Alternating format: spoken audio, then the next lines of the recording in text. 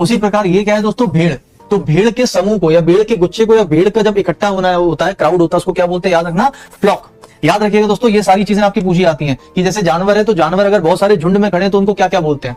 जैसे उल्लुओं के झुंड को पार्लियामेंट बोला जाता है, ठीक है। इसी प्रकार मछलियों के झुंड को दोस्तों स्कूल बोला जाता है। लिख लीजिए सारी चीजों को। जैसे मान लीजिए उल्लू है तो उल्लुओं के झुंड को पार्लियामेंट बोला जाता है, ठीक है दोस्तों। जितने जहां भी उल्लू सारे इकट्ठे होते हैं उसको क्या बोलते हैं, पार्लियामेंट बोलते हैं, ठीक है। उसके प्रकार से जितनी जैसे मछलियां हैं तो मछलियों के झुंड को क्या बोलते हैं, स्कूल बोलते हैं, और या फिर शोल भी बोलते हैं। क्या बोलते हैं, शोल, शोल या फिर स्कूल। ये डायरेक्शन के हिसाब से होता है कि अगर एक ही दिशा में है सब झुंड में तो स्कूल, अलग अलग दिशा में तो शोल। इसी प्रकार से और भी होता है, जैसे मान लो चींटी है, एंट, चींटियां होती हैं तो चींटियों के ग्रुप को क्या बोलते हैं, कॉलोनी बोलते हैं। क्या बोलते हैं, कॉलोनी। इसी प्रकार मान लीजिए इंसान है, लोग है, पर्सन, या पर्सन नहीं कह सकते, पीपल, तो लोगों के झुंड को क्या बोलते हैं, लोगों के झुंड को क्राउड, भीड़ बोला जाता है, बोला जाता है।